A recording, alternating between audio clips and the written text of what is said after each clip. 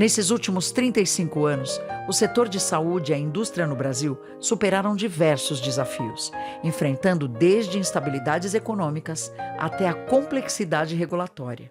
Bom, os desafios são muitos.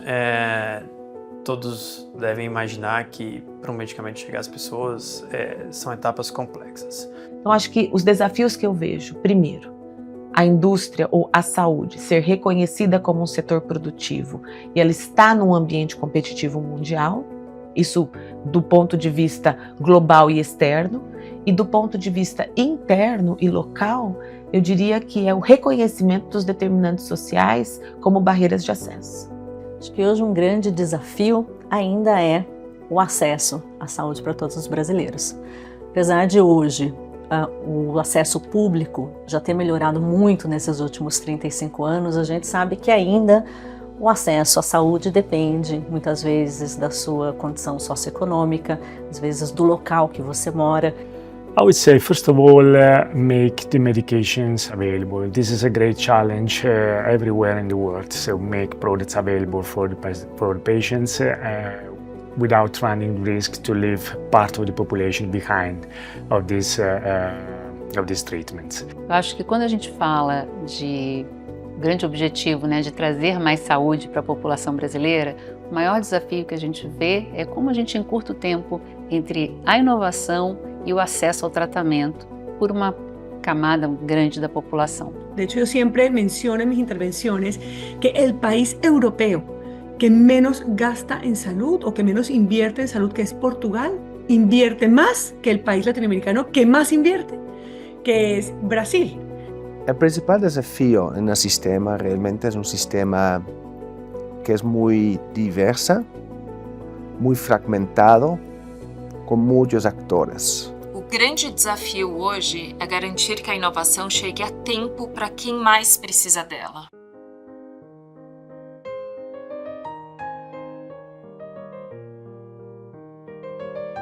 Mas não vivemos só de desafios. Também celebramos muitas conquistas que hoje beneficiam milhões de brasileiros. Well, in my opinion, one of the key achievements in Brazil is the creation of the National Healthcare System, and so-called Sistema Único de Saúde, that enables all Brazilian patients to have equity in access to the healthcare system. Esse final dos anos 90 foram bastante conturbados do ponto de vista da vigilância sanitária. Então, as indústrias falavam, nós queremos uma vigilância sanitária que funcione, mas não funcione só para nós, né? Porque as grandes, principalmente as hoje filiadas à Interpharma, eram empresas, sempre foram empresas muito sérias, num mercado que tinha uma regulação muito ruim. Então, hoje nós temos a Anvisa, a nossa agência de vigilância sanitária, como uma referencia global. Creo que Brasil, de hecho, es un país que se ha destacado en los últimos años como un país que ha avanzado mucho en un entorno regulatorio de su agencia sanitaria que es maravilloso y es de aplaudir. Todo lo que ha hecho Anvisa recientemente, muy jalonado por muchos actores en Brasil. Para mim, o destaque é como o governo tem conseguido atrair cada vez mais novas tecnologias através de transferência de tecnologia, onde empresas multinacionais conseguem contribuir para o desenvolvimento da plataforma de produção local e, ao mesmo tempo, oferecer acesso imediato a essas novas tecnologias. Bueno, estamos primeiramente muito felizes e orgulhosos que podíamos firmar um acordo de este estilo histórico com o governo brasileiro. Então, um acordo de risco compartilhado define claramente quais são os indicadores de êxito de um produto para que o governo só paga quando o produto é eficaz. Trazer o conceito da inovação, trazer produtos inovadores e trazer essa consciência de que uma inovação na medicina, ela é a mudança de um diálogo médico. É sair de um diálogo onde o médico diz para o paciente, não tem mais nada que a gente possa fazer, e transformar isso num diálogo, existe uma nova possibilidade. O papel da indústria farmacêutica nisso é muito importante para ajudar a entender essa jornada do paciente, entender onde são os gaps, onde o paciente está tendo dificuldade e colaborar, criar parcerias aí até com o próprio SUS, com as cidades, com os estados, para tentar juntos fecharmos esses gaps. As indústrias inovam, são elas que vão às universidades, são elas que desenvolvem produto. E o que a Interpharma faz nesse processo? A Interpharma faz com que o ambiente brasileiro permita que esses produtos cheguem adequadamente, na velocidade certa, no tempo certo e na quantidade certa para as pessoas. E assim, ao longo desses últimos 35 anos, a expectativa de vida no Brasil aumentou em quase 10 anos. E então, doenças antes fatais viraram crônicas e cada vez mais pacientes passam a viver com saúde e não apenas a sobreviver com a doença. Nossa história é feita da história da Jussara.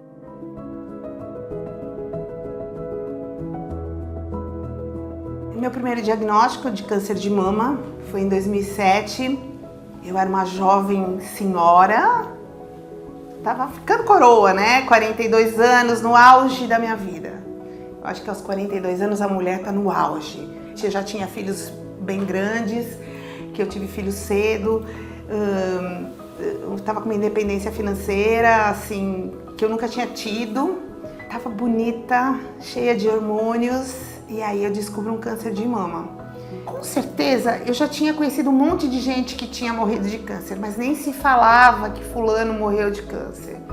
Às vezes a pessoa nem saía de casa para não ser vista. E aí eu fui aprendendo sobre a doença. Óbvio, não dá para negar que a primeira coisa que eu senti, eu não pensei que eu ia morrer. Eu pensei, eu vou ficar sem cabelo. Isso é uma coisa muito impactante. Eu já sabia o que era metástase. Eu já sabia que não tinha cura, que nem eu falo, até aquele dia, naquela hora, né? Ainda não tem, até hoje também não tem, mas a gente tem tratamentos que prolongam muito a vida da gente.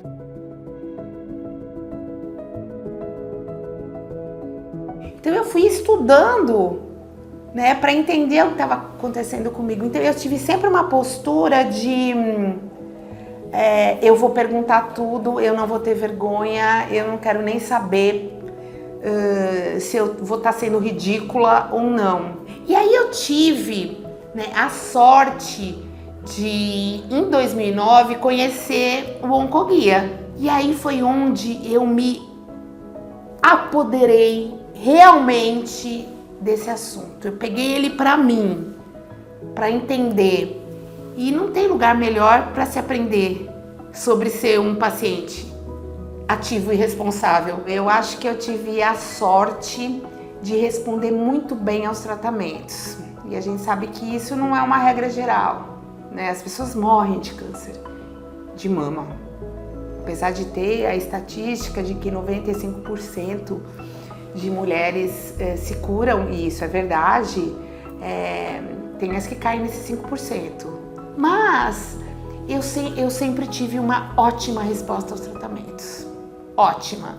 De ficar 5 anos no mesmo protocolo de tratamento. Isso depois da metástase, com o advento da quimio oral, né, da terapia-alvo. Né, e isso foi realmente um marco na minha vida. Eu tive o privilégio e a sorte de conseguir sentir na minha própria pele a evolução da ciência, dos estudos.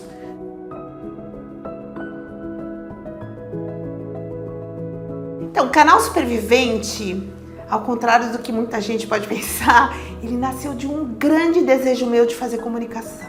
Eu descobri que as pessoas queriam ouvir o que eu falava sobre câncer.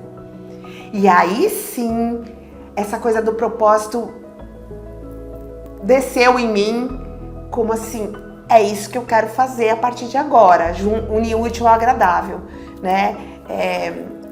Satisfazer o meu desejo, o meu sonho, que é o que eu faço desde que eu descobri metástase. Eu não deixo nenhum sonho para trás e não tem um dia que eu não, pelo menos não tenha um comentário de eu salvei a vida de alguém.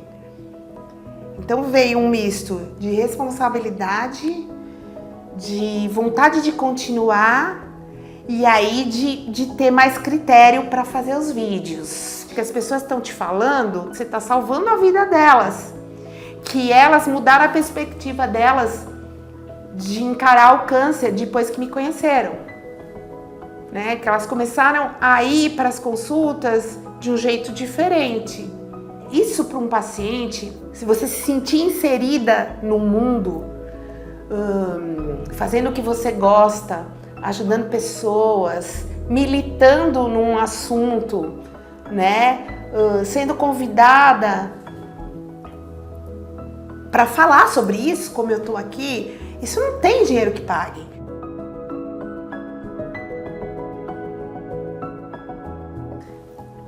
É muito importante se falar em prevenção, mas mais importante ainda é falar em diagnóstico precoce. Porque mesmo para metástases, por que eu estou aqui vivona? Porque sempre faço os exames de controle na hora certa, não deixo para depois. Empodere-se e apodere-se de tudo que é informação. Entenda o que você tem. Não precisa entender o que sua amiga tem. Não precisa. Mas saiba o nome da doença, o sobrenome da doença. Isso eu aprendi muito no Oncoguia. Isso é muito importante. Assim, para os pacientes, acho que para os pacientes em geral é difícil, mas é possível. Esse é o grande recado. É difícil, mas é possível. Mesmo com todas as dificuldades, existe muita coisa para a gente fazer e ficar vivo por mais tempo. Para os médicos, eu também tenho um recado. Médicos, olhem para nós. A gente é um amor de alguém, a gente é muito importante na vida de muitas pessoas, né? Então, veja a gente além da nossa doença, né? Como a minha médica, graças a Deus, me vê. E para esse povo que trabalha muito para a gente ficar vivo, continuem, continuem. Nossa história é feita de muitas histórias. Interpharma, 35 anos, um só futuro.